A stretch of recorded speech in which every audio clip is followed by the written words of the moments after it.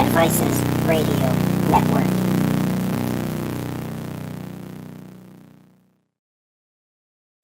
Franco is pretty smart, but Franco is a child. And when it comes to the day of the contest, I'm his father. He comes to me for advices. So it's not that hard for me to give him the wrong advices.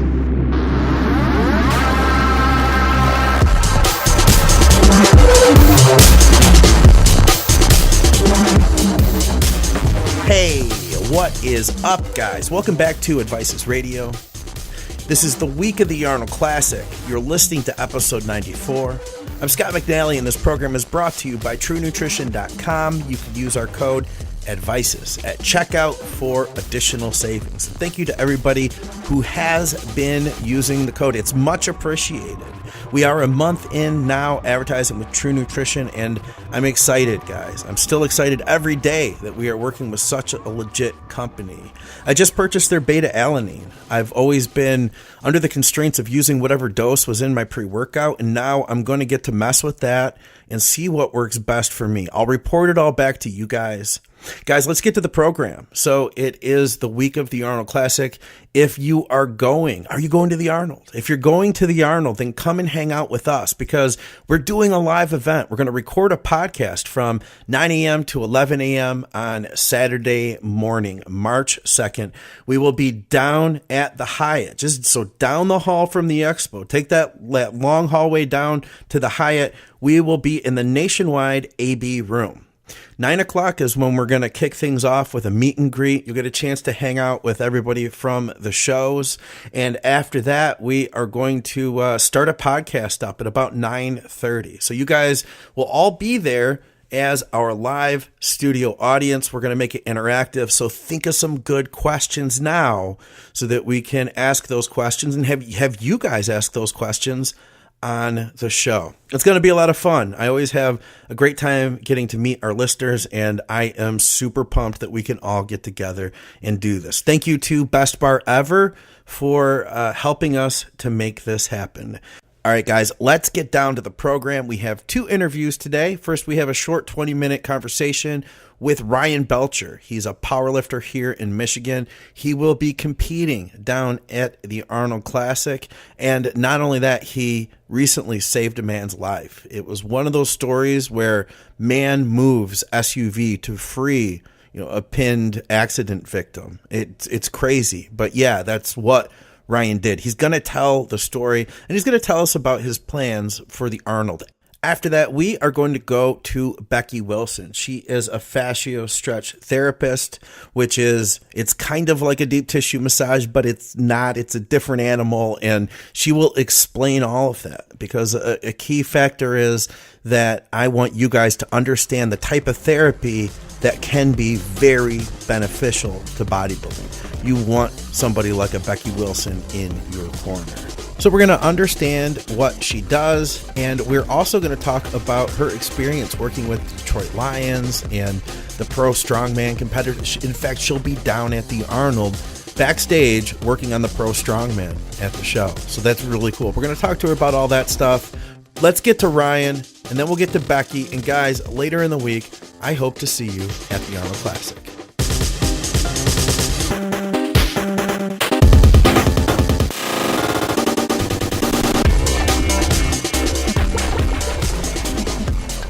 Welcome back to Advices Radio. Up next, I've got with me powerlifter Ryan Belcher. What's up, man? How you doing? I'm doing pretty good, man. Thanks for getting me on here. Absolutely, dude. I'm going to clue the audience in on some random facts here. So my mom said to me, "Hey, do you know who this guy is, Ryan Belcher? He's going to be competing down at the Arnold, and he's your cousin." I was like, "Oh, okay. I didn't know this." And she mentioned that to me maybe a week or two ago.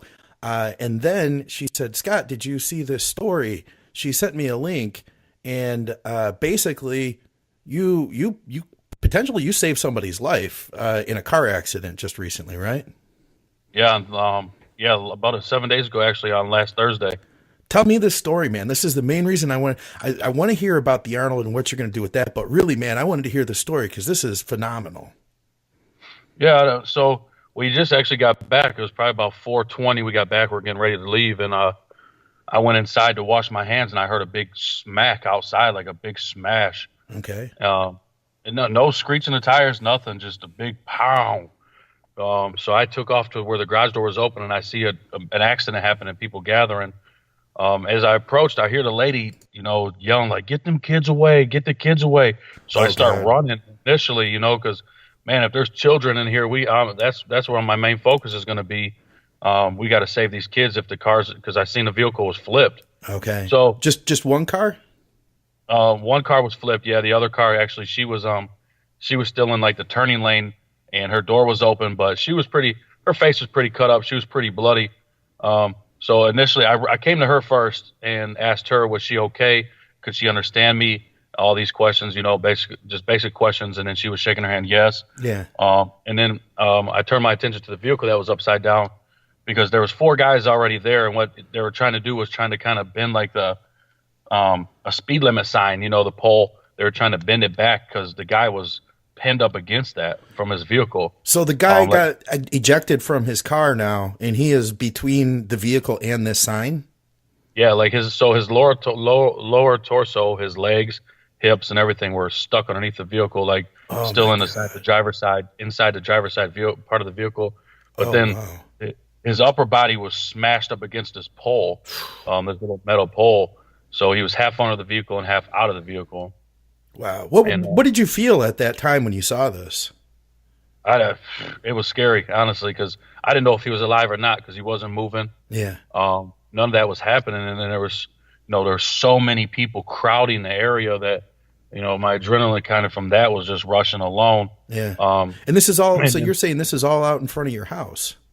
No, this is all in front of my workplace, our shop there. Okay. I wasn't sure where we were set up. So is that a main road then? I take it just right out in front of you guys? Yeah, it's a Michigan Avenue. It's a main road there. Okay. And for the listeners too, we live probably 15, 20 minutes from each other. I'm over in Livonia, so I'm not far from you. Oh, okay. Yeah, not far at all. All right. So you see this guy, he's pinned between the vehicle and the sign, half in the car, half out of the car. There's all these people gathering around, and you said that you turned your attention to that. Yeah. So as I approach, I see these guys, and they're having a heck of a time trying to get this pole free. And I got to the vehicle. I figured, I said, I seen that the back of the vehicle was pretty smashed, and there was a broken window. And I was kind of just trying to peep out like how he was stuck. And I seen if I could swing that rear end of that vehicle any kind of way by pushing, picking up, or anything like that, then that's what's going to free him, Yeah. So I went to the back of the vehicle there, and where the window was broken out, I kind of like hooked my arms in there because it was smashed in. So I put my forearms in there on the edge to have a little bit more power with my arms. What is it? What kind of vehicle is this? I'm trying to picture it. It's a Jeep. It was a Jeep Cherokee. Okay, so it's an SUV. It's a larger vehicle too. Yeah, it was smashed. I mean, she hit him doing probably 70 something miles per hour. So the rear end of that vehicle was smashed underneath. She hit him hard enough to where he flipped 4 times. One of his tires flew off the vehicle. His alternator was laying in the middle of the road. Oh my God. The radio in his dash was totally ripped out. I mean, it's horrible. Wow. How hard she was actually drunk. She was actually super, super drunk, actually. Okay. Wow. Somebody she was coming down Michigan Avenue, and somebody was following her, had already called the Washtenaw County police officers, letting them know that this lady was driving erratically down the road. Yeah. And he was on his way. Had he been there, 2 minutes prior, none of this would have ever happened. Okay. But, so anyway, she's coming. She hits him in the rear. That's happened. So as now I've got my arms in this vehicle where the window's broken out. And I just lifted up, man. I kind of just stood up and started pushing with my legs. Wow. I probably pushed about 3 or 4 foot before I heard all the guys that were pulling his body out from underneath the car tell me that he's free. We got him free now. Holy cow. You moved this. So you moved an SUV basically is what you're telling me. Yeah, completely. Wow. When you walked up to that, I have to imagine that you didn't even think about, can I do this? No, till right now, I can't even tell you what I thought. There was no thought. Wow. my coach, my coach always preaches to me about having self-confidence, and everything that I do, he knows that I can do it. I just don't trust myself. So Yeah. I just went into mode, was like, this has to be done. This guy's, it's either life or death for this man right now. And if we don't get him out, for one, the vehicle's pouring gasoline out. So if this vehicle, if it blows up right now, everybody in this area is going to get hurt. Yeah. Including myself and him, So luckily I had a little bit of power that day. No kidding, man. Wow. So what happened to the guy? He's doing pretty good. Actually, I've been there yesterday. I seen him yesterday and I seen him Sunday. So Sunday, my first time seeing him, he sent me a picture. His girlfriend sent me a picture of him laying there. And, so we go up there to see him.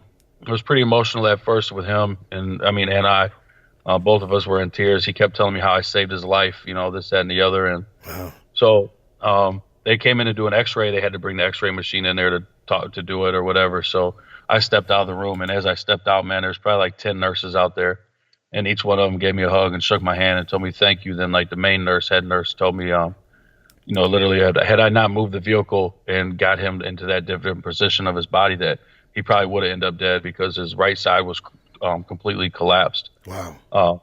They had to drain. He had internal bleeding. They had a tube in him. They were draining that blood out of his lungs and stuff. So, then it really got extra emotional, because I didn't know that extent. I didn't know that that's what happened. I know he's paralyzed from the waist down. Okay. And you could see that when the accident happened, when I was standing there with him waiting on the first responders to get there, you can see that his legs were they were basically just like, almost like, looked like they got ran over. They were so flat, and they just laid there.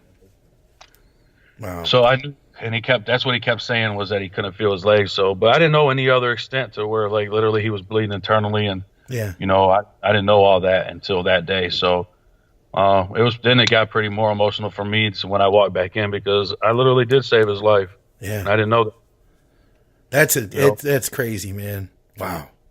I don't even know what to say. I feel like saying thank you.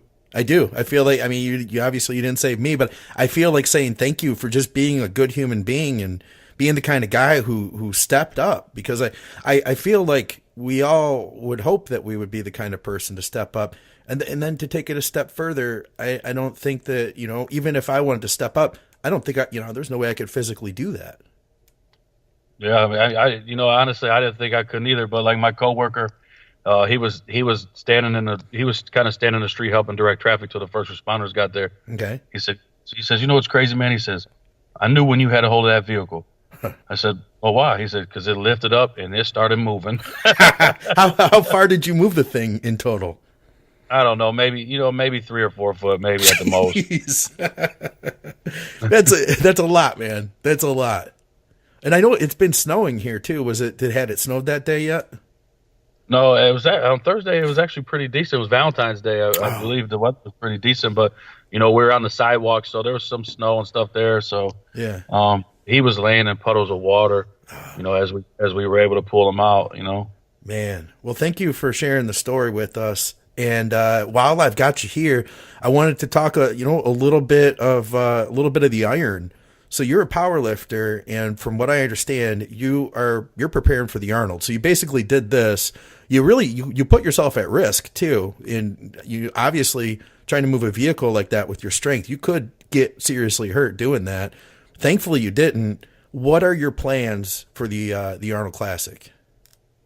We got big plans. We haven't really put them out on the internet a lot, because of this big story going into the Arnolds with me and the guy I'm competing against. He's won the Arnold Classic super heavyweight 2 years in a row now, so he's basically like the reigning champion. Okay. What's his name? So his name is J.P. Carroll. Okay. Good guy, man. He's a decent guy. We went back and forth on social media a few times, but we went ahead and put that to rest, just to make it a whole friendly competition when we get there. Right on, man. Where's he out of? He lives out of Ohio, actually. Okay.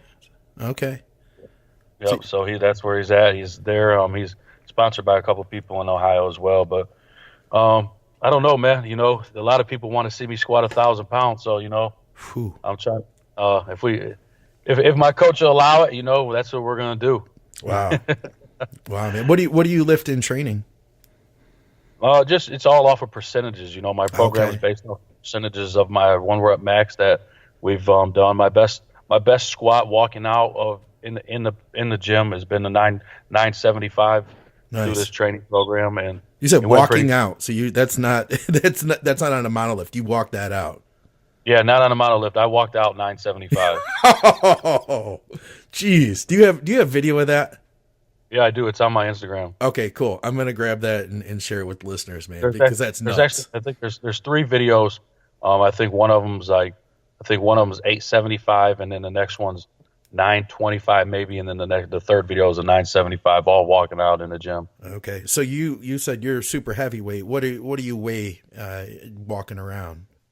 Probably about 350, 353, right in that area. Okay, and now I don't know enough about powerlifting. Will your weight change between now and the Arnold? We're trying.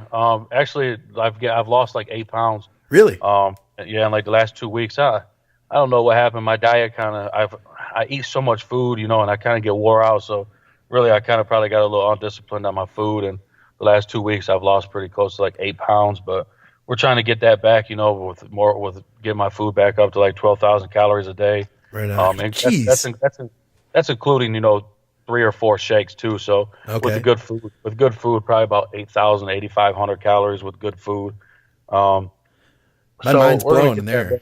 My mind's blowing there. I ate about 8,000 calories once for a period of time, man, and that was a lot of food. that was including shakes, dude. So tell me, like, what is a meal? Well, I know you're at the gym now. You're probably going to train after this. What does a post-workout meal look like to you? Just now I just ate 1.5 chicken breast. I think it's probably close to a cup of broccoli and then a cup of green beans. Okay, that's not too bad. Then I don't know how you got 8,000 calories and you solid food on top of that, because you must be shoveling it in at some point. Yeah, that's well. I take 5 containers of that same food, of that same meal. Okay. With me throughout the day, and then who knows what else I'm eating throughout the day. Because the people I work with, they eat fast food and stop at the gas station all day. So I'm just gathering snacks and eating everything I can put my hands on, really. Nice. Lucky you. In bodybuilding, we can't do that at 2 weeks out. Yeah, that's what somebody I did an interview with Channel 7 on Friday, I believe, here at the gym. Nice. And he called me a bodybuilder. I said, "Hey, come on now." I said, it takes a way different discipline to be a bodybuilder. I'd rather be fat than have to do all that. Yeah, but that's insane, man. Walking out, you say 975. That's crazy. So tell me, when will you be competing, and where will that be? So that'll be 2nd. Saturday, March 2nd. Yep, March 2nd, Saturday, March 2nd, and Columbus, Ohio, at the Columbus Greater Convention Center. Do you have an idea on where the actual event will take place at the convention center? I have no idea. I know that I'm weighing in, and it says I have to weigh in Hall 115A on Friday. But where it's actually in the convention center this year, so it's not off site. It's actually there. Beautiful. At the convention center. So, people are there. I'm sure if they asked us where the XPC lifts are being held at, then they probably point them in that direction, because right now I have no idea. I'm just showing up. Right on, man. Well, perfect. I'm sure that anybody who's going down can find you. Do me a favor and let me know, where do you train? Plug anything that anybody you work with, and any shout outs you want to give, man. I want to hear all this stuff. I train at the Powerhouse Gym in Saline. Oh, no kidding. Yeah, in Saline, Michigan. That's my home gym. For right now it is. We're currently trying to find like a pole barn kind of deal for us to build on like an acre of land, and trying to get something for the community, for powerlifters to be able to come to. And that'd be cool. We're trying, man. We're trying to step it up a little bit. Not something that we're going to try to get rich off. Just try to help people. Powerlifters are always frowned upon in commercial gyms because, we're there, we lift weights, and we take a long time, and they don't like that. Yeah. You actually use the equipment. Yeah, right. Yeah. And the weights. That's what my gym here, at one point in time, they only had like 30, 45 pound plates. So, on my heavy squat days, I got 18 of them on my bar. Oh, jeez. Yeah. So, my coach, his name is Shane Poole. You can find him on Instagram too at Skinny Fat and Strong is his name on Instagram. Really good guy, man. Programs are amazing. I don't know. That's it. You know, shout out to my wife for going through this. Man, she's been through it with me from the start. You know, the one thing that people don't understand is you would understand, and bodybuilders as well, is the time that we put in the gym doesn't only affect us and our daily thing, but it affects our loved ones as well. You know, but she's rolled it out, man, and she's been a soldier through it all with me. Absolutely. So all props to her. Huge shout out to her. If people want to find you, what's your Instagram? My Instagram is it's I am, and then the number 1 him. So it's I am 1 him. All right. Well, Ryan, thank you for your time, man. What's that? No, thank you, buddy. I really appreciate it. Yeah, no, absolutely, man. This is awesome. And I appreciate you taking the time to tell your story. And just once again, man, thank you for being the kind of human being that steps up in these situations. We need more people like you. I just hope that, you know, all the people that are writing me, telling me how that I've influenced them and I motivate them, I hope I can continue to do that. So, hell yeah, man. All right, guys. Well, head on down to the Arnold Classic. It's going to be March 2nd. Come and see Ryan Belcher. Guys, we will see you there at the Arnold. Thanks, Ryan. All right, buddy. Thank you. All right, guys, that was a really cool story. I'm excited that we could have Ryan on. Up next, we're going to speak with fascio stretch therapist Becky Wilson, and hopefully you will come away with a better understanding of what you need to look for in your soft tissue work.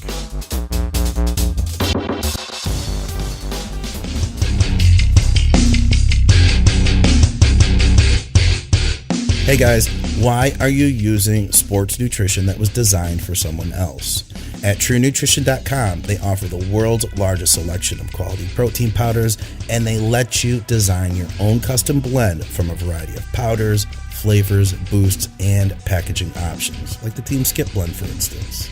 That's over 20 billion possible combinations to create a protein powder tailored to your diet, your goals, your tastes, and your budget.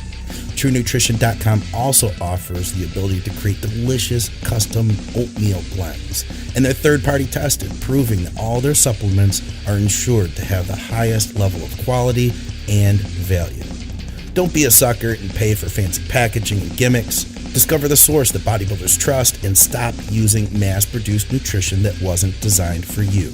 TrueNutrition.com, and use our code ADVICES at checkout to let them know that you support the shows.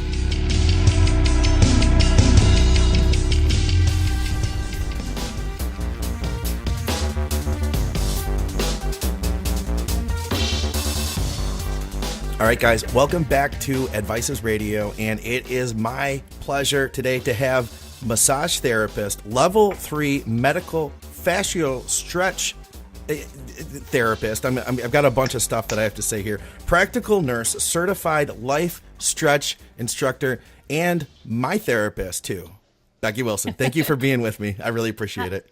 Hi, Scott. How are you doing? I'm doing really good, and I'm super excited to get you on because, listen, first of all, I've said this to you before off the air. I've made posts on social media, but I have to say thank you because you have changed my life, and I appreciate it. You've allowed me to keep doing what I love doing, and that's getting in the gym and abusing my body pretty much.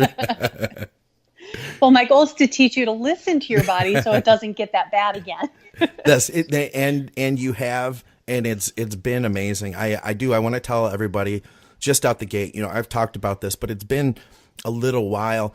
I was unable at a certain point, maybe 2013, to do any type of presses. I couldn't do it. Barbell press, dumbbell presses got real questionable. Maybe 8 weeks out from a contest, I got to the point where the only thing I could do for chest was like a pec deck or a machine fly, a cable fly. And on and off through the years since that time, I had gotten some strength here and there and then lost it. Just a terrible shoulder issue, and I could never figure it out. I came to Becky, and legitimately the next day I did, 90-pound dumbbells for a dozen reps or so with zero pain. And that was the first time I picked dumbbells up, Becky, in like 3 years plus. That's wonderful. I'm so glad it helped out. Blows my mind. So I just rattled off, well, I tried to rattle off all of your certifications.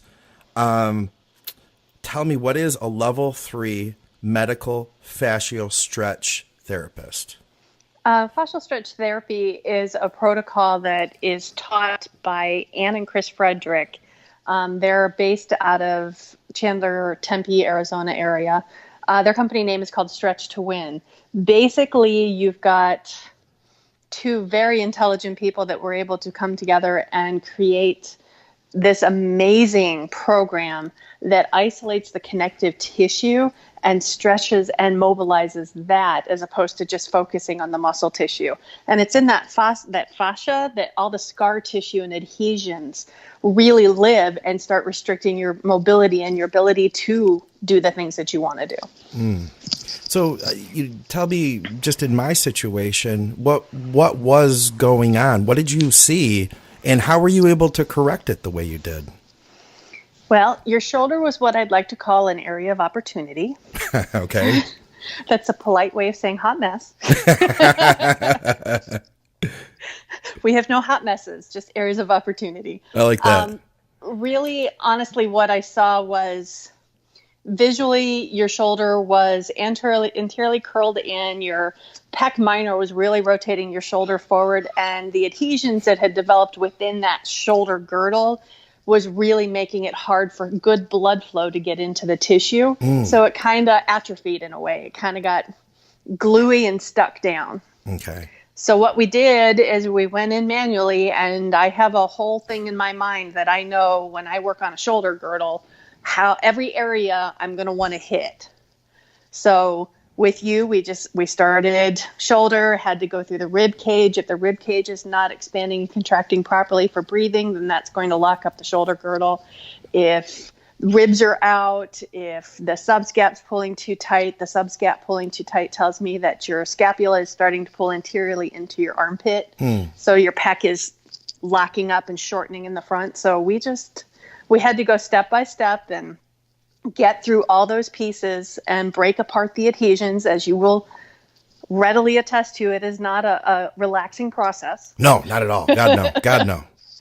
But it is possible in 1 hour to get those things to break free. And over the next several days, you continue to get increased blood flow to that tissue. And that blood flow is what's going to carry the oxygenation in the red blood cells to help increase that repair and recovery that over time keeps it going even further.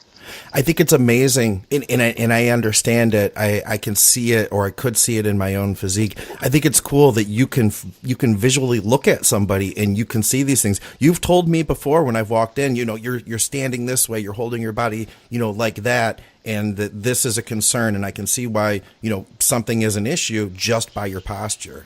Mm-hmm. And in all honesty, in many ways, there are people that I work with who are around the country that I've trained with are just exceptional at seeing postural problems and movement patterns.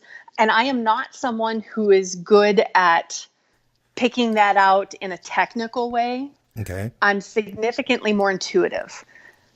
It's hard for me to explain it. A lot of times I have to put my hands on you for your body to talk to my hands and tell me where it is I need to go. But visually, yes, I pick up on the subtle nuances and get an idea where to go. And then once my hands get on you, we get there. That makes sense. And having experienced it, I totally get, what you mean. I have gone to so many different massage therapists, deep tissue work, and all sorts of stuff that it never scratched that itch. It never fixed it. I felt relief. I felt like a soothing quality, and I have gotten benefit. So I don't want to disregard. I don't want to disregard the other therapists I've been to. One of the things that really surprised me by going to you was, I came in with a shoulder problem. That was the last thing you worked on. You worked on everything you just mentioned. You worked on everything else first. You started in my ribs. You went through the pec. You came through my back. You're in my trap. And it's like none of that even was exactly what the problem was in my mind. But apparently, like you said, it was all connected. That blows me away. Well, where you feel the pain is your symptom. It's not your cause.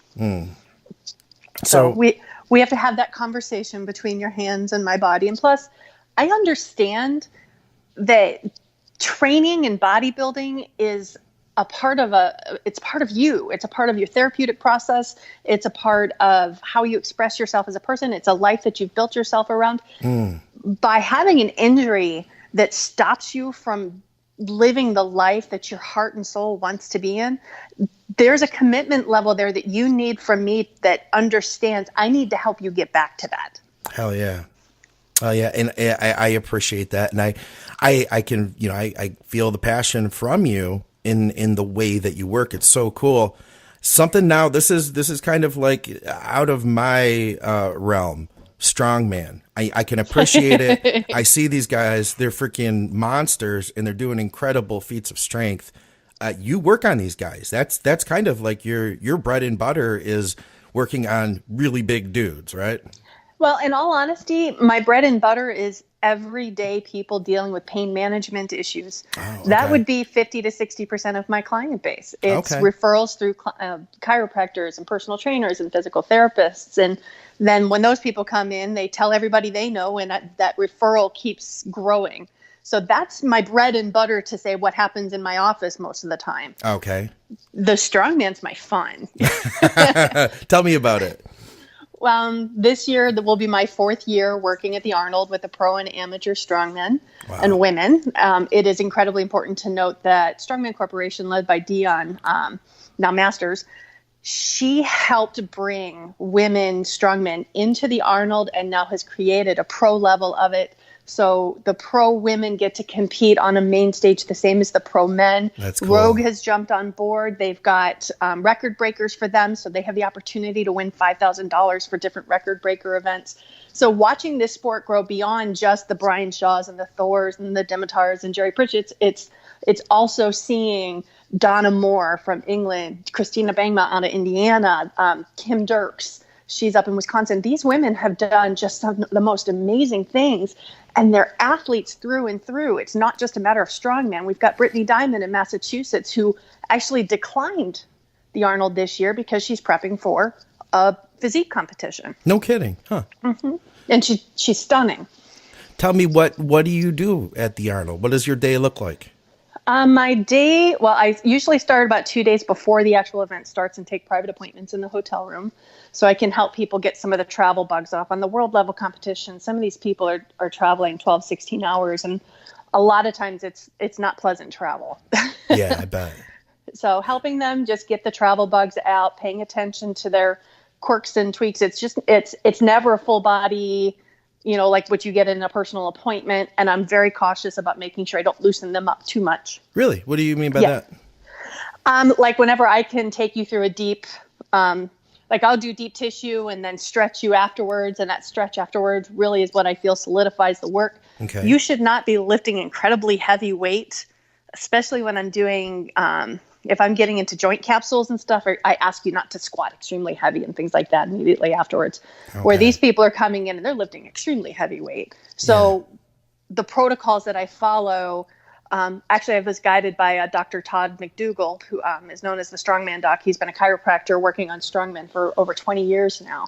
He has helped guide me towards what's the best way to treat athletes when they're at that competition. So it's mostly quick deep tissue, quick issue addressed, a whole lot of psoas work. Yeah. Okay.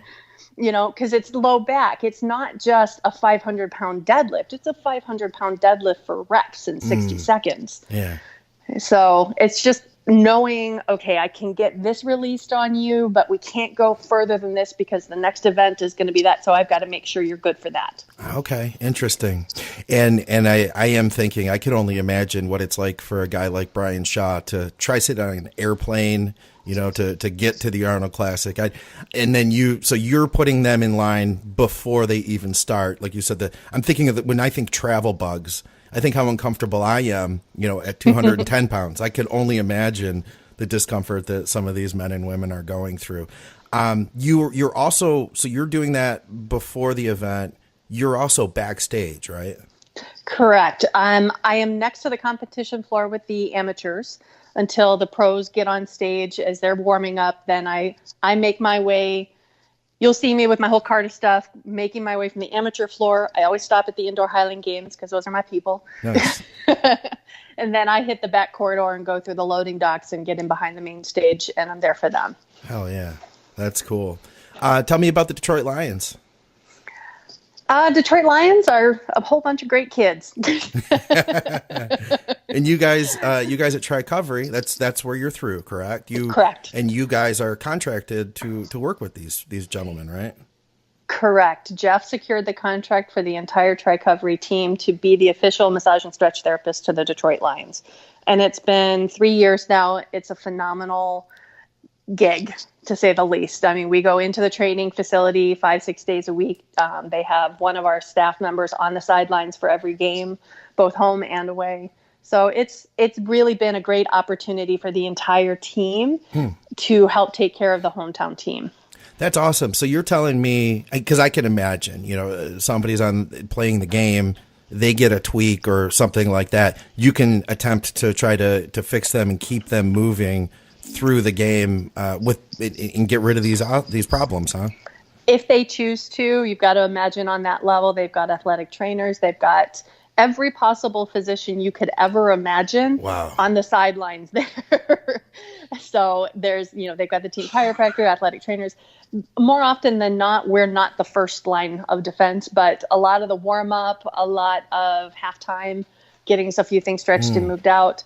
One thing I learned being on the sidelines with them during a game is it's not always about what's happening directly on the field. It's between the plays where they're standing and sitting. Really? I remember looking at one guy about 3 or 4 days after the game. I recognized it. I'm like, hey, come here for a second. I have a feeling you've got an issue right here. And I pinched that sternocleidomastoid. And he about jumped out of his chair. Well, he's 6'10", and he was talking to a guy who was 5'8" with his head down and shoulder pads and helmets. Oh. So just understanding it's not always about just what happens out there, but what they do in between time. Commercial breaks, when you take a look at how long they stand around sometimes, that's almost as bad as the game itself. No kidding. I would have never thought of that. Yeah, I think I see the big hits, and that's the exciting points of the game, and that's where I would think the actual issues were coming in. So that's some cool insight. It's fun. They're, like I said, for the most part, they're 22, 25, 29 years old, and I turn 47 in a few weeks. So, well, happy early birthday, by the way. In that case. Thank you. So, one thing I really wanted to talk to you about was bodybuilding. I know in the last couple of years, you've begun working with more and more bodybuilders, and we've had Thanks to you. Well, I'm grateful to suggest people to go to see you. The second that somebody has a problem, I tell them, at least all my local people, I tell them, go see Becky. And it's amazing because you've helped so many people, like you had said, continuing to be able to do what they love. Absolutely. It means so much. We had a conversation one day while I was on the table, and you started telling me some of the insights that you've developed through working with bodybuilders. What's unique and specific to working with us compared to some of your strongmen or the football players or even the normal everyday people that you work on? There's a few different things. If I remember correctly, Ashley was shadowing that session, so I was trying to teach her at the same time, and you were like a sponge soaking it all in. Oh, it was so cool. I was learning too. It was fun.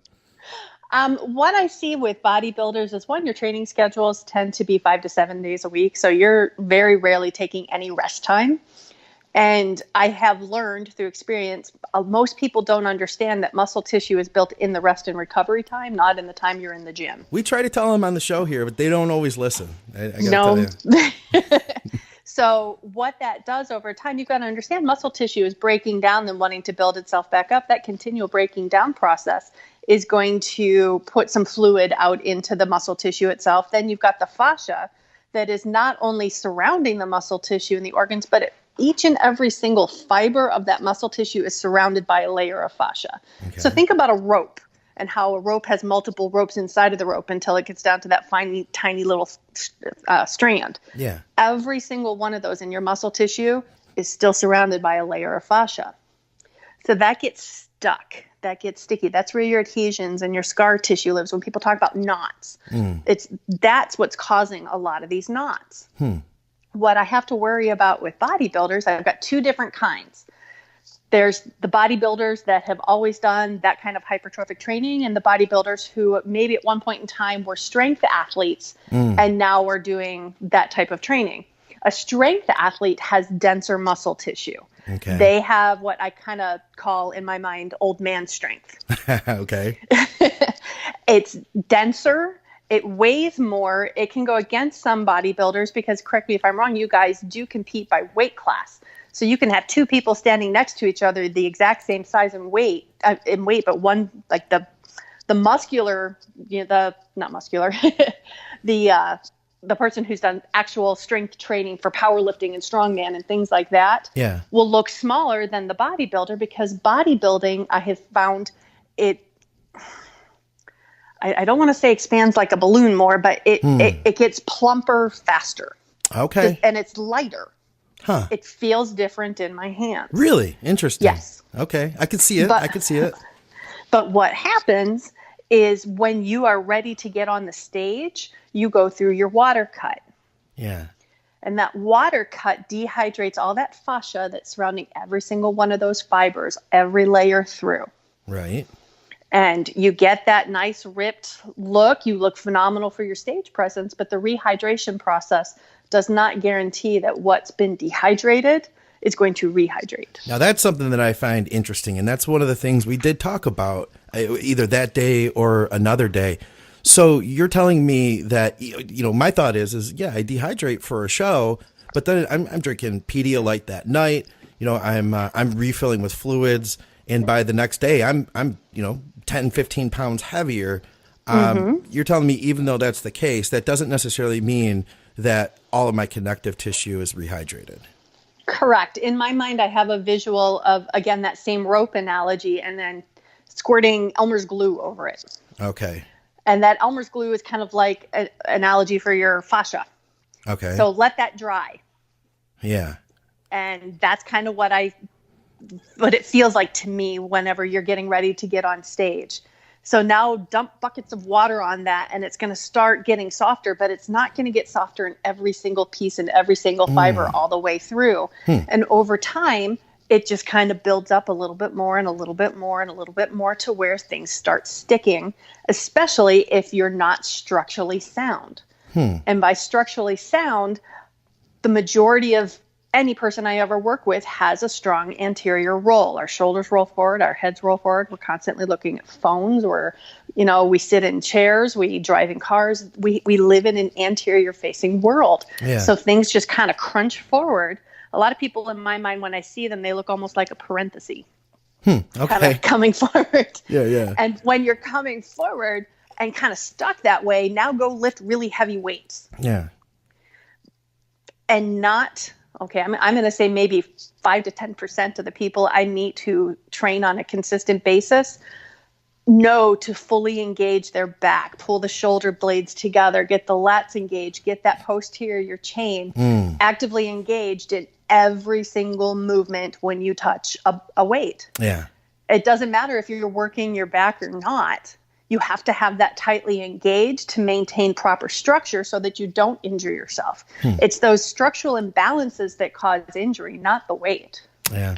That reminds me, I've dealt with low back SI issues and, for years and years. You had pointed something out to me. It was, last time I had heard it, maybe a few months ago now, it was during a barbell row. You pointed out there's a chance I wasn't engaging my glutes. Becky, I didn't get a chance to tell you this yet.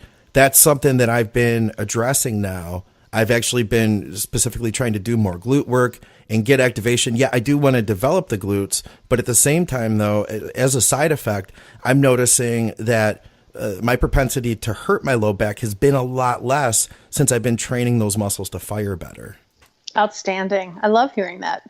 Yeah, I wouldn't have figured that out had I not talked to you. Now, when you worked on that was one of those cases where we went in through the psoas. Can you just explain to us a little bit about how you could work on somebody's back without really even touching the back?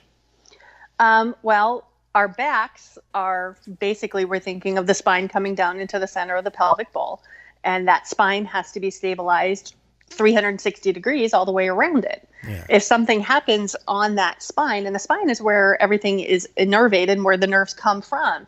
If something impinges on that, we're going to feel it in the back because that spine pulls forward. Okay. So more often than not, the psoas, which is a spinal stabilizer on the front of the spine, it comes off mid-thoracic spine and diagonally goes down to attach the muscle that lines the inside of your pelvis called the iliacus. Okay. They form the iliopsoas, go through the hip socket and attach to the top of your femur, the top of your leg. So think about sitting. Okay. When you're sitting, you have shortened that muscle line that I've just described.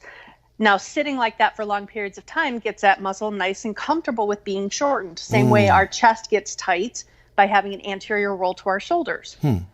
So imagine you've worked all day. Now you run to the gym to go work out and you don't properly warm up your back. So your back's already kind of comfortable being shortened, but we're going to start making it stand up and lift heavy weights. The most common movement I think of when it comes to this would be the deadlift. You know, you bend down to pick up a heavy weight. You're trying to get your back straight, trying to get those hips to drop down a little bit. You give a good solid pull and it's a little tight and that little roundness in your back happens. Yep. That's how people hurt their back. It's the psoas that's been strained on that. So it's been strained and it locks up and it's now angry. So it's going to pull the spine forward, giving you low back pain. No kidding. And so this is through, can you explain what the psoas muscle is for anybody who doesn't know? Like I said, it's a spinal stabilizer in that front region of the body. So that's what I guess that was the key. I wanted people to understand that this isn't through the back. This isn't like a lumbar type muscle. And I feel like everybody probably knows this, but I feel like there might be a few people that didn't. So to work on this. Well, the thing is, again, remembering that everything's connected. Yeah. So now you've pissed that psoas off. The QL, the obliques, the erectors are now going to start firing extra to try and see if they can compensate for this. Okay. And I'll add in muscles in the pelvic floor also attempt to compensate for this, but oftentimes have been shut off due to other injuries that more often than not women go through. But that's a whole different topic that we can hit another time because I'm knee deep in my research on that. No kidding. But now you've got all these other muscles trying to compensate for an issue that's going on. So that's why when I work psoas, I start you out. Actually, if I work psoas, first I hit your quads, then I hit the adductors, and the adductors go up into the pelvis and connect the same way the psoas does. Flip you over, and I'm going to hit the glutes, a little bit of that thoracolumbar fascia, which if you see a picture of an anatomy chart with muscles, you see that white on the low back. Okay. That's thick fascia. I try to get that moving and not so stuck down. Hit the hamstrings a little, then I put you on your side.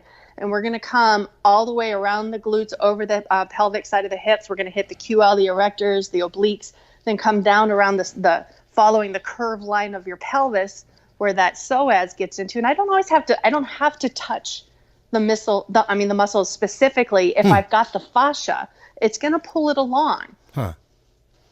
And getting all of that to open up, get the rib cage to separate and loosen up a little bit more from the top of the pelvic line, just starts to change the way your whole body moves. Not only am I freeing up your back pain, but I'm getting your body to function better. And that's the thing, is that this is all because somebody came in with a back issue. It blows my mind the way that you've shown me how everything connects, Becky. It's been not only cool to be worked on and to actually get relief, but to kind of understand. I've understood my body better because of you too. So it's been a really cool experience. I appreciate it. I love hearing that. The one thing that I probably want to touch on briefly that a lot of people don't touch on is the importance of making sure the feet are not locked up, the ankle mobility is off, that your tarsals are too tightly wound together. Because what I've learned from bodybuilders is when you are posing, your feet have to plant into the ground, and from there that kinetic chain has to fire so that you can follow the line to get muscles to pop accordingly, correct? Right. If your feet are blocking signals and not moving well, you're not getting the right blood flow to connect with that. The nervous system's not connecting as well as it could. Okay. Yeah. So I've started incorporating that a whole lot more. No kidding. That makes sense to me. Let everybody know, Becky, where can they find you if somebody's local or they happen to be in the Metro Detroit area and they had an opportunity to come out and see you? Absolutely. I'm on Instagram at FST Becky. That's Fascial Stretch Therapy, FST Becky. I'm on Facebook just as Becky Wilson. My work is Tri-Covery Massage and Flexibility. And if you ever want to schedule, all you'll need to do is go to tri-covery, COVERY.com. And it's schedule now button is right there. My schedule is always online.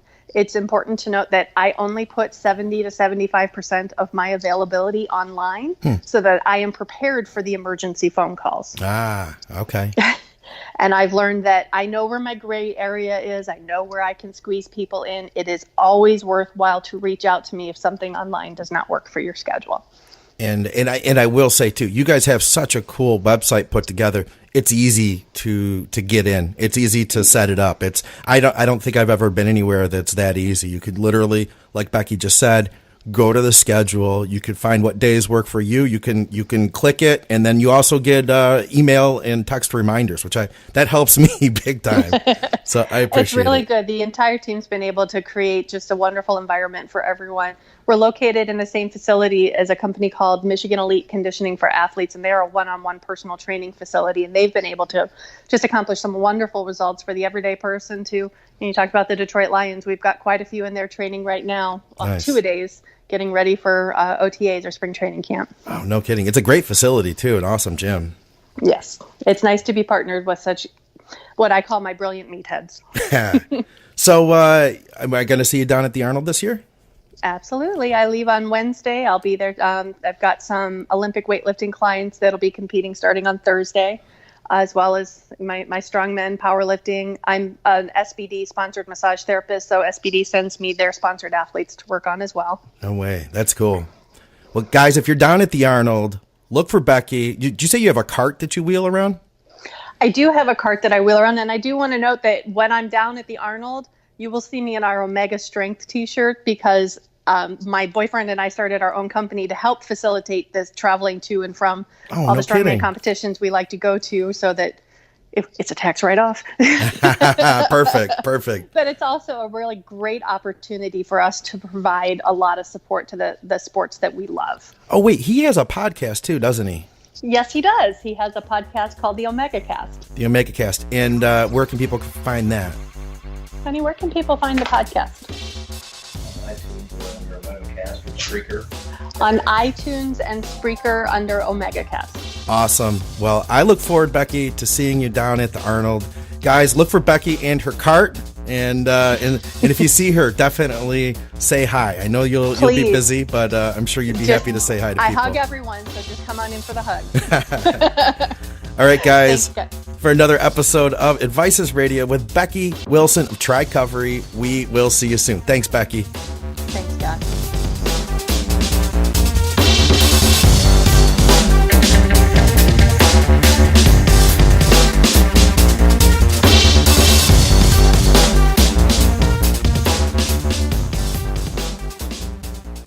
Advices Radio Network.